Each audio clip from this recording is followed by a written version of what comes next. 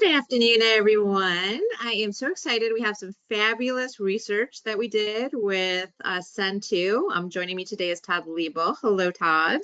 Hello, glad to be here. Yes, and Todd and I have been working together for, I guess, several years now, always doing something, research oriented. So really excited about this most recent research on audience building. But Todd, I think I found you probably years ago. I run across different research reports you've done. I'm like, one day I'm going to work with you. And so here we are. Here's our research today, everyone. So thanks for joining us. Oh, you're welcome. I always enjoy doing these studies that we've done together, and this one here was a really fun one because we wanted to focus in on the B2C audience. Yeah. And I know, Larissa, when you first came, we talked about a couple different topics that we want to do.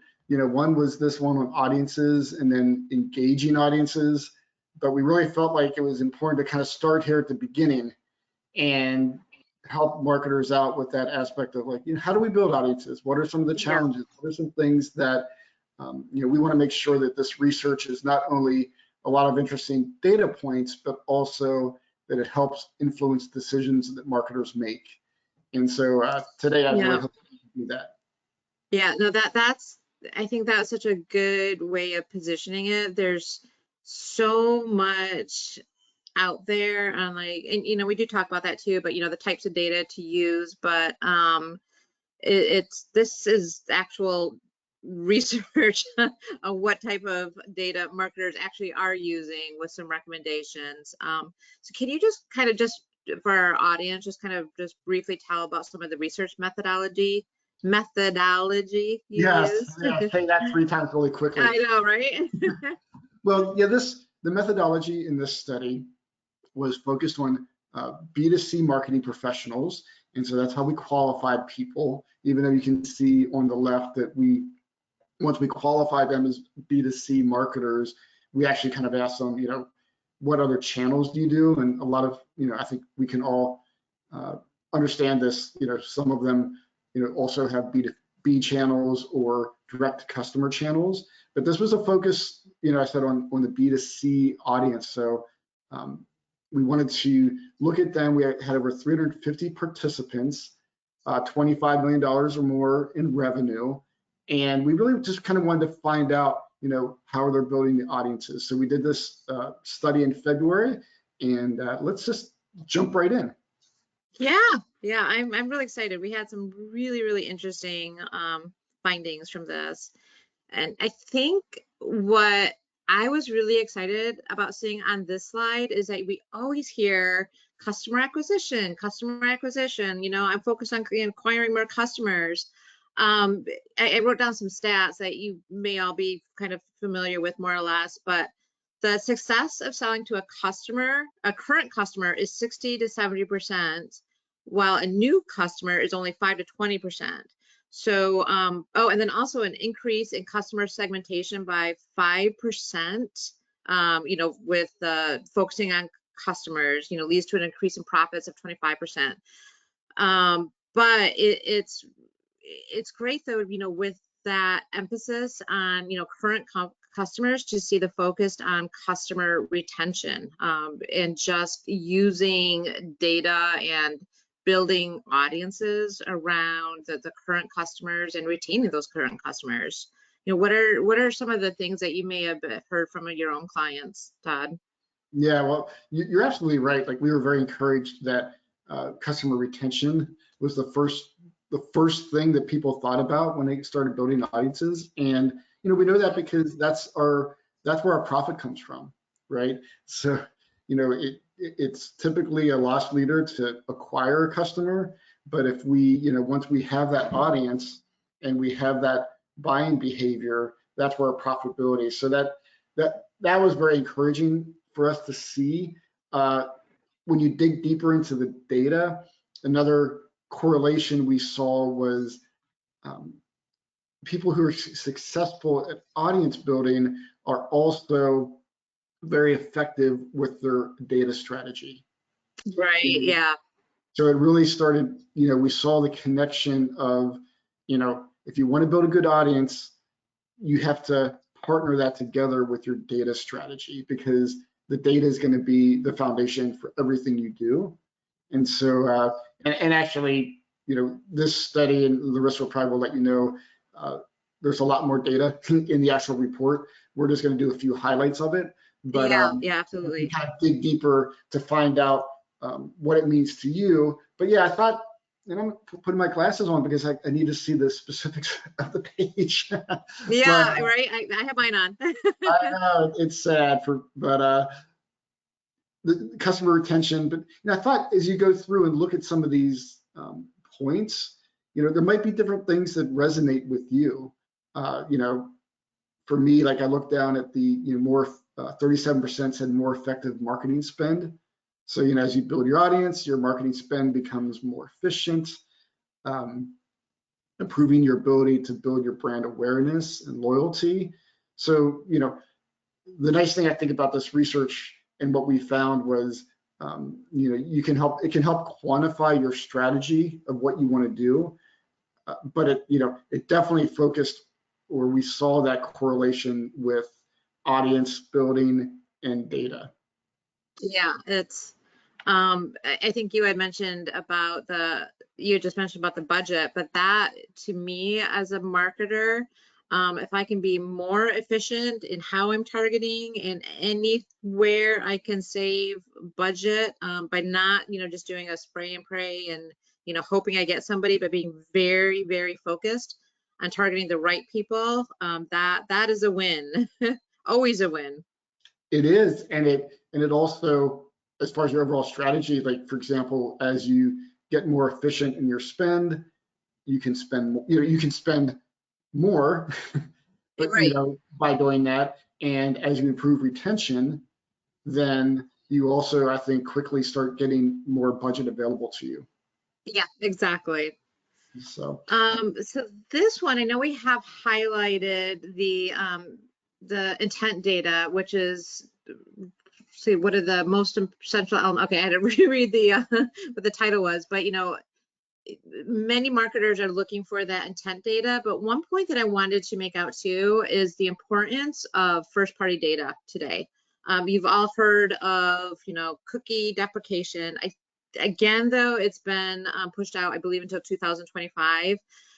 But the long and the short of it is at some point, cookie deprecation is going to make reliance on first party data so important. So now is the time to really get your everything in a row as far as your data strategy.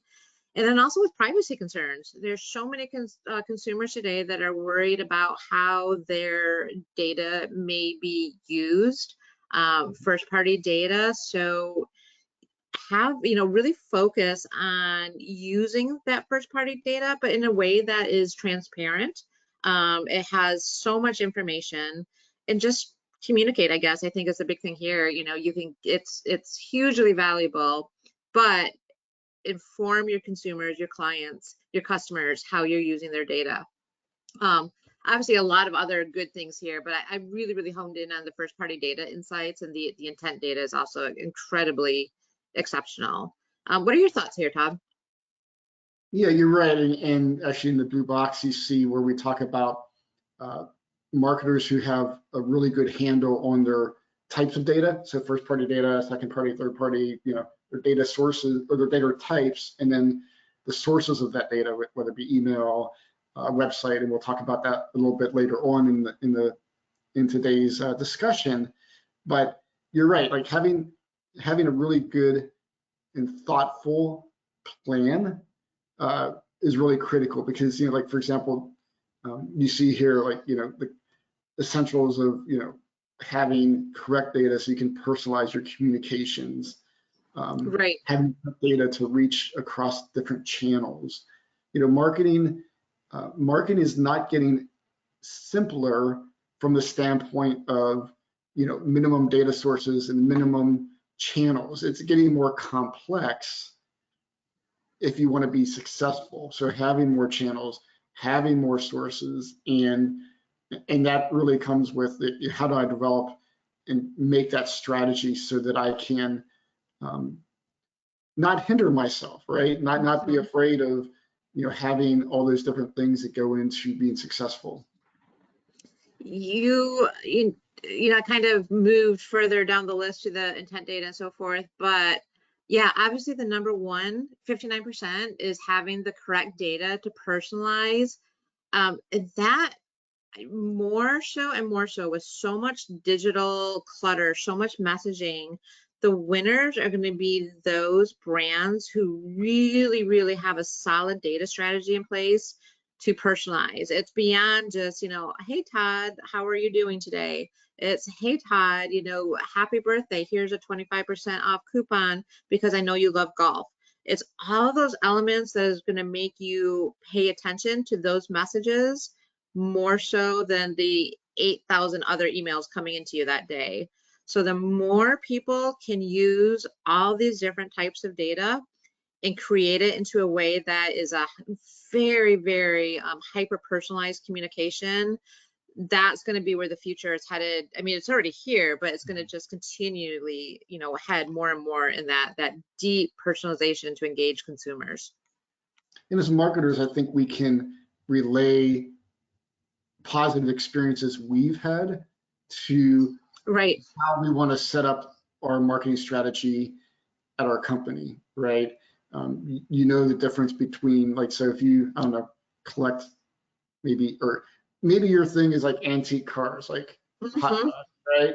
And some people love Chevys and some love Fords, but if you know that information, that's great. But maybe that people, this person actually, Corvettes is their thing. Yeah. The more information you have, the more you can customize and personalize that communication, getting them the right message. And I think we all kind of see that every day in our own customer journey, and then just translating that and thinking about, your audience and your targets and maybe new targets you want to go for, right? Yeah, the power of data. I love what I do. So just a quick primer. These are all the different types of data that marketers are using. So a lot of you probably are very familiar. Just a quick rundown. So first party data is data that you already own. So something in your CRM system, point of sale, it's any of that data that you basically own. Second party data is somebody else's data. So maybe you're partnering with somebody. So I wrote down a great example. So like maybe a hotel booking website is partnering with an air travel website. So they can, a hotel booking website can use the air travel website's data to send offers for hotels in the area. So that's a good example of second party. Third party, we may all be, more familiar with, but that's basically like a data aggregate, another hard word for me to say, data aggregator for purchase. Zero party data is something that I was not as familiar with until more recently, but that's like, think of like a preference center. So say maybe you go to, I don't know, Home Depot and you check like, okay, yeah, I want to get an email once a week on painting and window repair. So you're giving those preferences, and that is, that's the essence of, a personalized communication. And then intent data is not always within this all party data, I guess, the first, the numbered data, but we threw this in there because it's in and of itself, it's an active shopping intent. Is somebody likely to buy something? And we really wanted to gauge how marketers are using that. And you can see that, with the blues, all of them are really being used for the most part, but you can see, first party data is by far used the most. But it's all the types of data, when they all come together, they each offer something valuable. So really the most successful marketers are going to take advantage of all of these to tell a complete story. Right, and I think that was what we found out with the data. The research data was the fact that the most successful B2C marketers are using multiple. I think most of them that were extremely successful were using all five. Right. So it really kind of showed again that you know, there are different reasons and purposes for each type of data. You know, third-party data is not going to go away, you know, so I know with, you know, we think typically about like Google cookies and Right. different third-party sources going away, but it's not going to go away entirely. And, you know, strategically we can, you know, you can use that. But I mean, there's obviously benefits of first-party data because you own it, you have more ability to, you know, use it in different ways. So each of these have, I would say, you know, maybe pros and cons. You know, first party Hmm. data, very successful. You know, it probably, you can't necessarily fully scale that way. Right. You know, so there's a lot of different considerations for each, you know, each data source. And you know, you said that they're each used in different ways. I think that's really important. You always really want to start with your first. You always, not kind of, you do want to start with your first party data, but then layer in. Maybe there's missing contact information. Maybe you want to find out. Lifestyles or interests, and then you'd add on third-party data. Maybe your first-party database is, I think we have something on data quality, but hasn't been updated in a while. The email addresses are bouncing left, right, and sideways. You can append third-party data to clean that up. So there's applications for all of these, and you know, when they come together, I think that's where the real power lays. Right. So lots of ways to do to build target audiences, lots and lots and lots of types of data, as we're hinting at. I think that, I mean, just looking through this list, I mean, more and more data types have been created in the last, I don't know how many years, but you know, back in the day, it's like, okay, you know, let's integrate, you know, X, Y, and Z, and then that was it. You can see in this blue box that 8 to 9 or 8 or more types of data sources are now being used to target audiences. And that in itself presents a logistical challenge. You know, you need to integrate all those types of data to create one holistic customer view. And I think this is just such a powerful way to look at it with this visual. Having everything come together it takes planning. You know, through data integration, that's something that Porch Group Media offers our clients, but it's having a platform like a marketing data platform, a data integration management, you know, tool to really, really sync all those together into one consolidated customer view. What are your thoughts on all the data out there today, Todd? Yeah, you know, I think this comes down to maybe asking yourself two different questions. One is, how many data sources do you have? And then how many data sources do you use?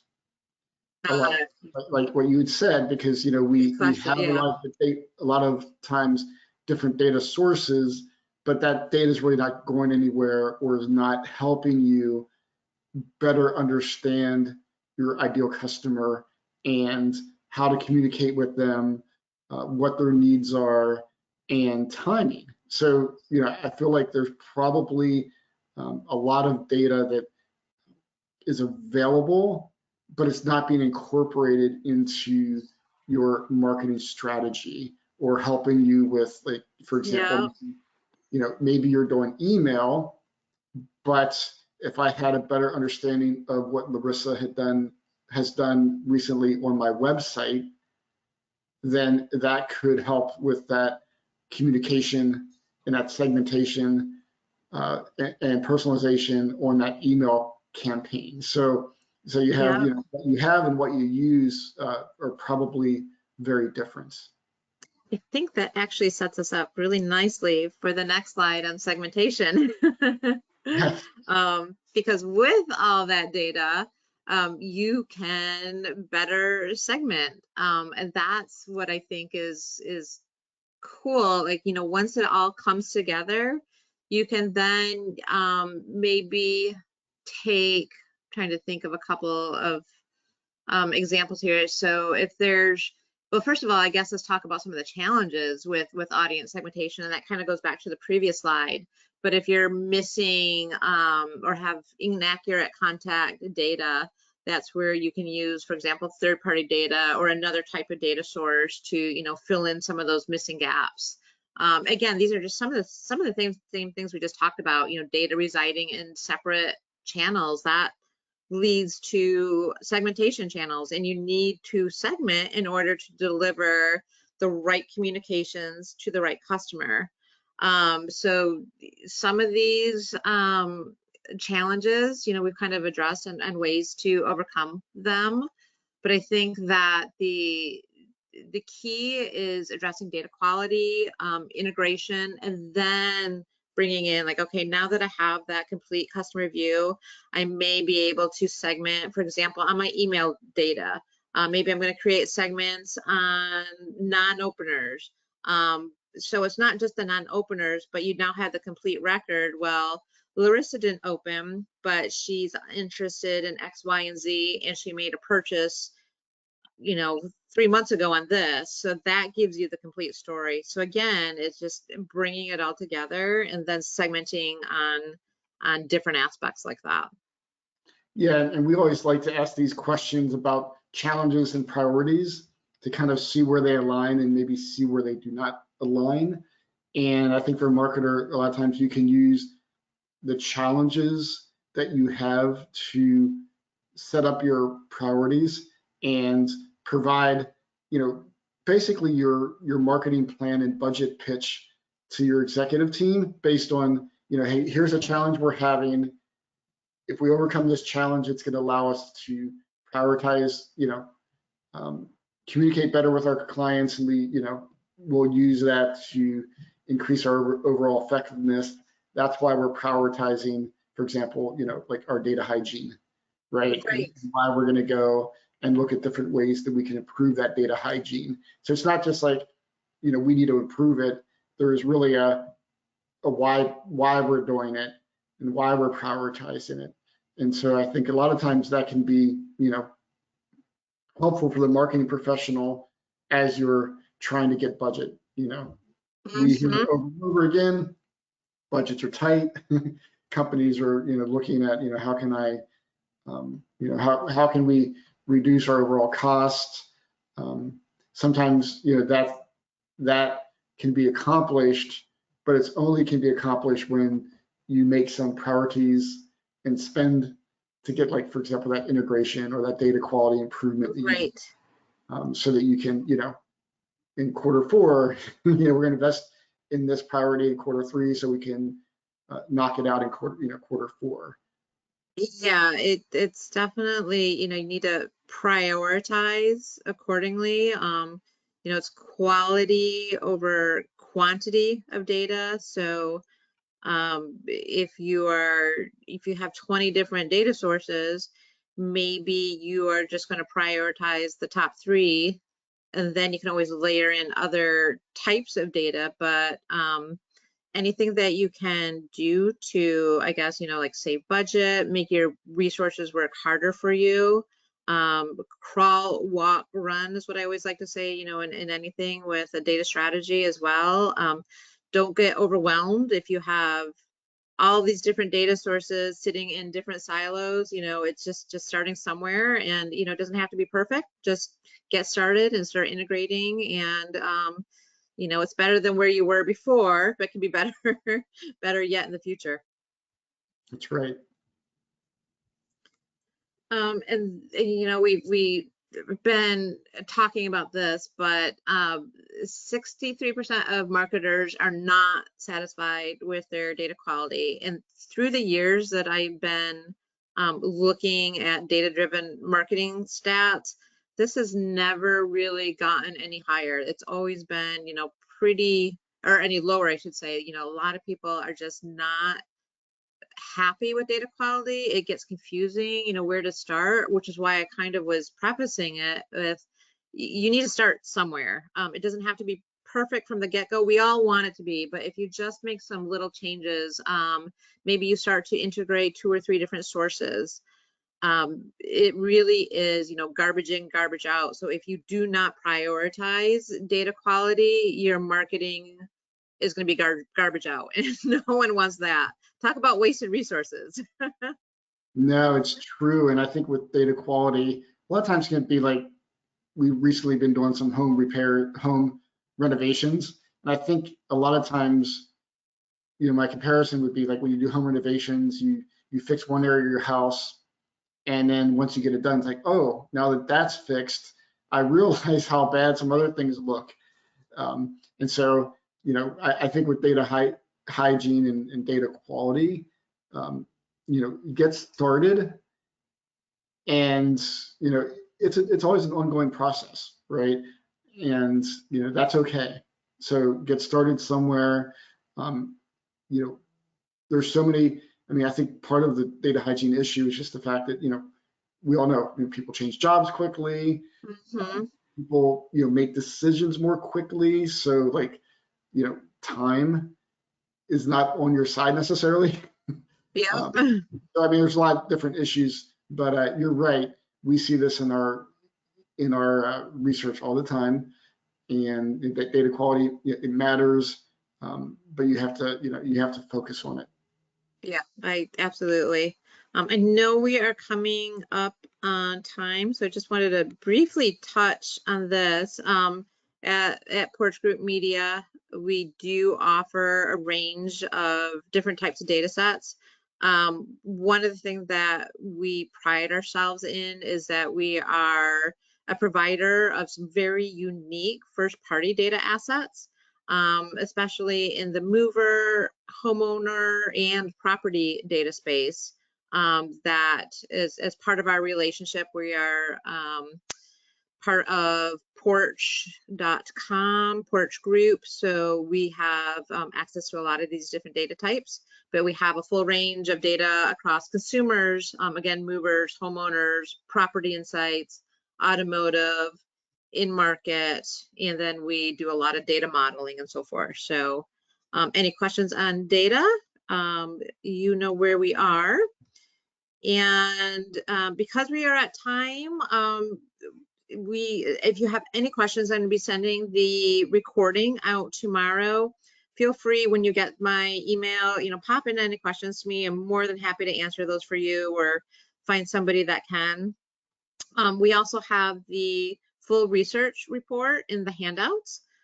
Grab that, and if you need to skedaddle and don't have a chance to grab it, again, reach out to me tomorrow. Happy to send that along. So with that, we are at time. That was a perfect timing, Todd. Thank you. Well, that was great. Thank you for having me on, and thank you for everybody who participated today, and we look forward to getting together again. Yeah, absolutely. Thank you all for joining us. We will be sending out more webinar invites, so stay tuned. Thank you all.